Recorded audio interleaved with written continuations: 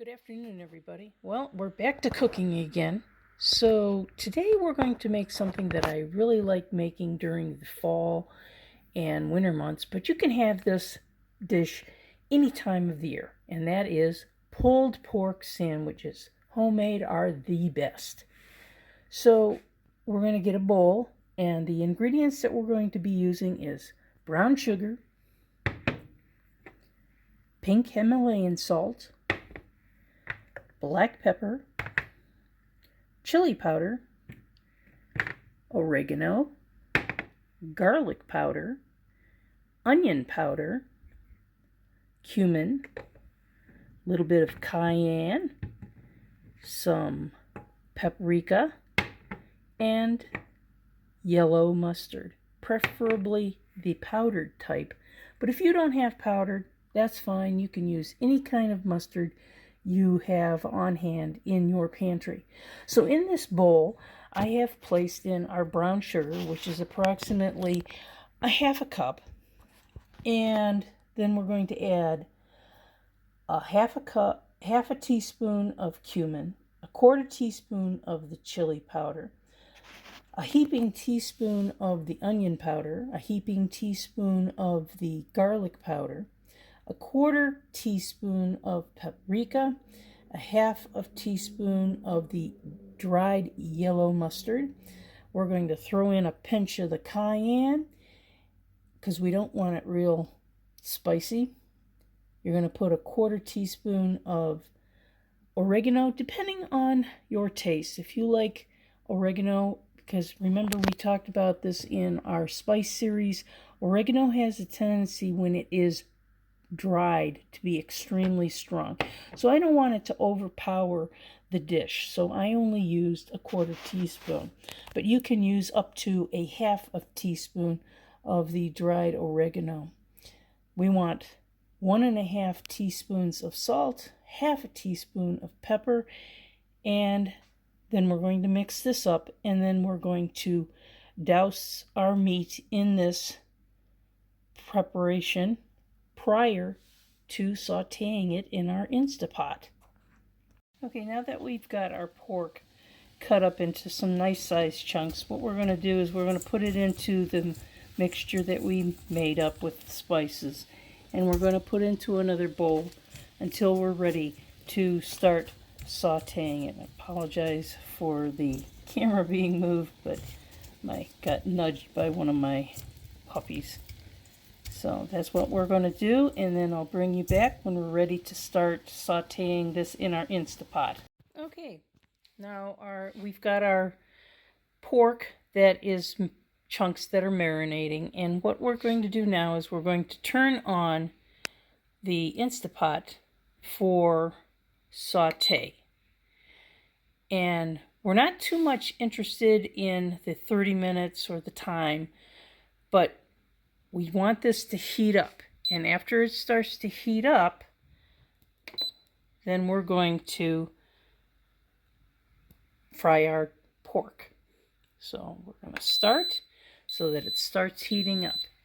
To this bowl, we are going to add approximately 3 tablespoons of olive oil. We're going to allow that to heat up and get ready for us to start searing our meat. Once we have completed that, I'll bring you back and we'll start putting the meat into the Instapot as soon as it's warm.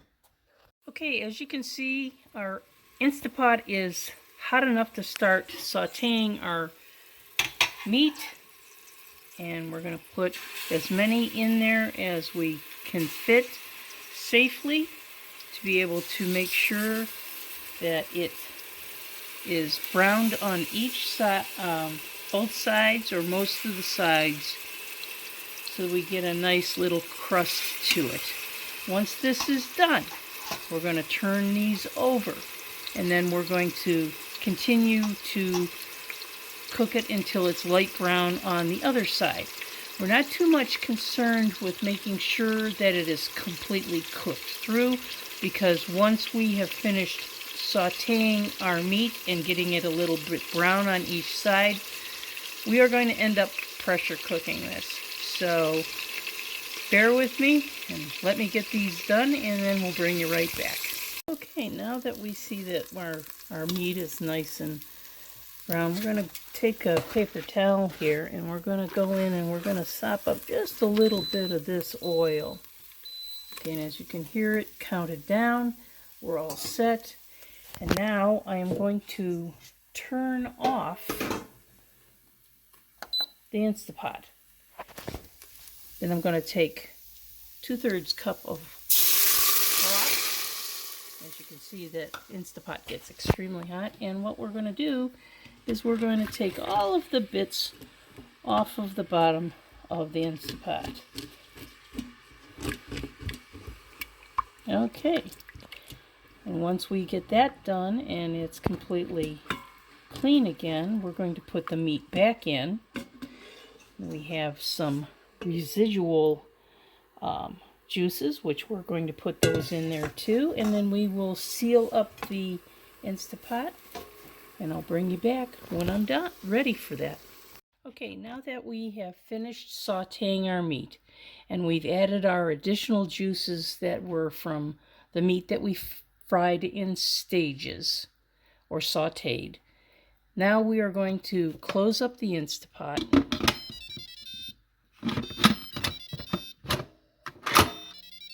And then we're going to come down here to pressure cook. We are going to put it for 1 hour on high and start.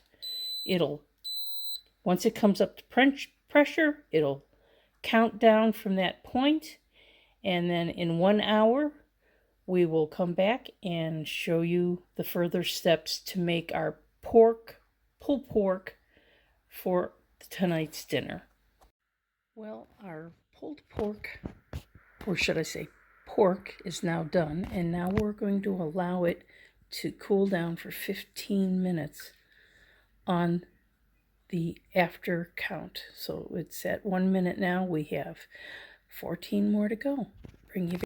Okay, so I got this nifty little gadget here that my brother bought me to shred up meat for pulled pork.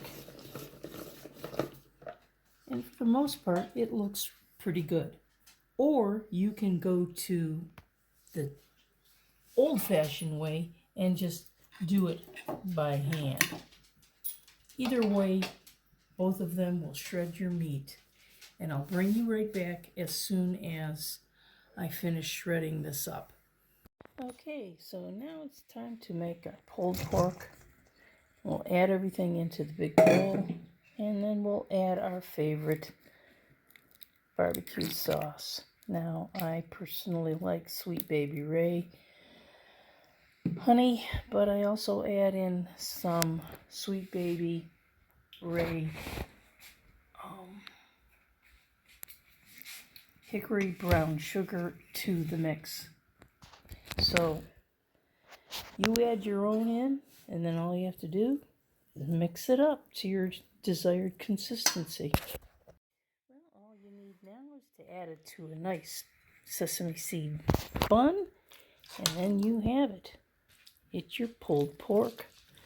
Now, I will be making pulled pork my normal way when I have time to take care of it for a full day. But today was a kind of a rush day, so let's take a look, taste of this, and see how it came out.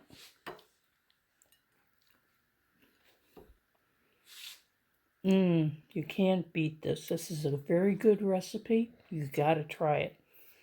Next time I make pulled pork, I'll be using a slow cooker method, and it comes out incredibly tender.